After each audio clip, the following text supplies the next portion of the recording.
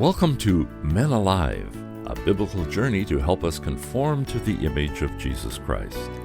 I'm your host, Paul Estabrooks.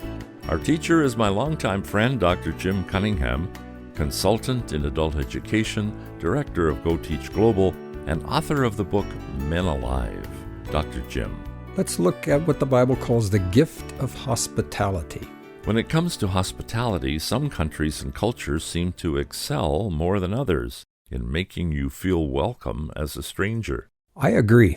After a teaching assignment in Egypt, my host offered to drive me to the airport. He took me to his home and said, "You rest in our son's bedroom for 2 hours and I will drive you to the airport for your midnight flight to Frankfurt, Germany."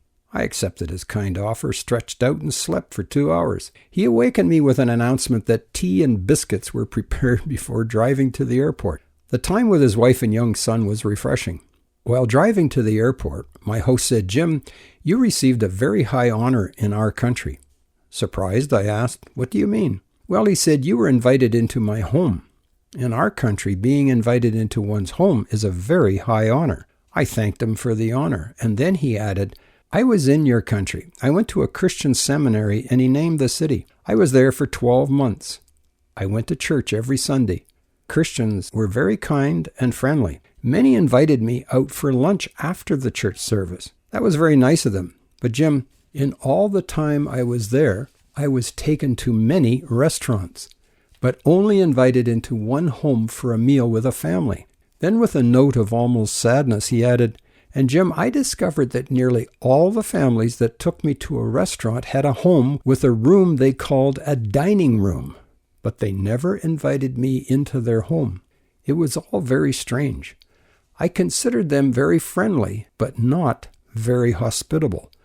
His comments cut me to the heart. Can we be friendly but not hospitable? Jim, I was reading in Romans 12:13, where the Apostle Paul says 2 words to the church in Rome: practice hospitality. In those days, there were no large hotels, and many travelers placed themselves at risk to sleep in the open or guest houses, or even enter any unknown dwelling. Dictionaries tell us that hospitality is the relationship between a guest and a host, wherein the host receives the guest, visitor, or stranger with goodwill. Paul, you're a Latin student. Tell us what the derivative is for the word hospitality. Hospitality derives from the Latin hospes, meaning host, guest, or stranger. Hospes is formed from hostis, which means stranger. The Latin word hospital means a guest chamber, guest's lodging, or an inn. Hospes thus becomes the root for the English words host, hospitality, hospice, hostel, and hotel. That's a great Latin lesson.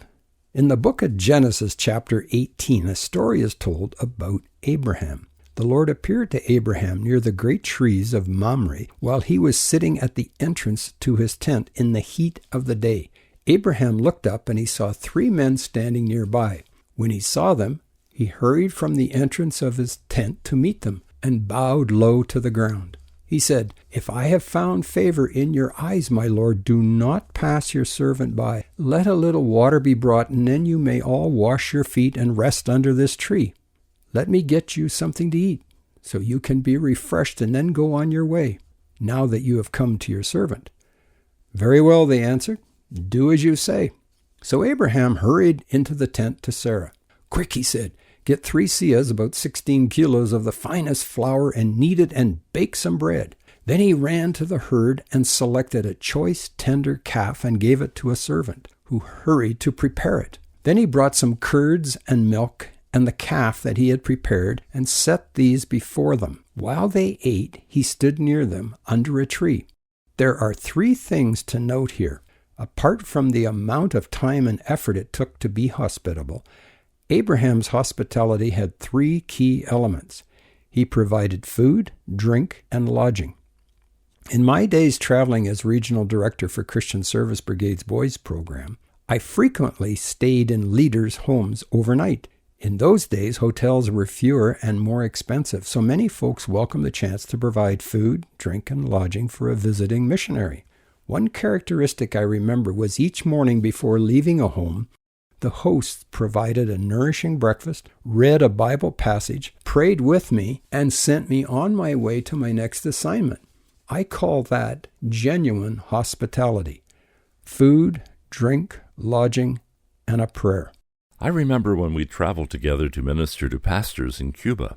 No matter what the economic conditions, no matter how rich or how poor the pastors appeared to be, they would invariably offer us a cup of lemonade or coffee or a snack or even a meal, and would always want to have prayer together before we left. That is basic biblical hospitality. A glass of water, a piece of bread, a place to rest, and a prayer. Before you offer me a glass of water, Jim, let me remind our listeners this is Men Alive with Dr. Jim Cunningham, Director of Go Teach Global. This week we are offering a free PDF booklet by email titled A Tale of Two Lions. This booklet shares life lessons in spiritual battles from 1 Peter. Request it from our email address, menaliveuntogod@gmail.com. That's menaliveuntogod@gmail.com for A Tale of Two Lions. As a university student, I took classes from many professors since I left secondary school. A few of these professors were approachable and very friendly. Over the past 40 years, I maintained friendships with a number of my professors, beyond the time with them in their classroom. They were a divergent group. Our friendship was unrelated to being in agreement. In fact, we shared divergent views on politics, academics, and worldviews, but we showed hospitality to each other. They ate meals in my home. I enjoyed meals in their home when I traveled in their region. Hospitality was a key factor in our friendship. We learned to discuss diametrically opposing views in a spirit of camaraderie rather than hostility. Back in January 1979, my wife and I invited one visiting Israeli professor to our home for dinner. After an evening of friendly dialogue, he asked us to consider coming to Jerusalem to do further research. 6 months later, we moved to Jerusalem for a year of studies, and we remain friends over 40 years later. As I reflect on my career, I can count friendships with people from other faiths that are based more on sharing a meal together rather than arguing about who is right. According to the Pharisees in Jesus' day, Jesus had many a meal with what might be called the wrong people. In Matthew 11:29, Jesus speaks to the Pharisees and says, "The Son of Man came eating and drinking, and they say he is a glutton and a drunkard, a friend of tax collectors and sinners. But wisdom is proved right by her deeds." Jesus practiced hospitality. He miraculously fed 5,000 hungry men plus women and children. He went to wedding feasts.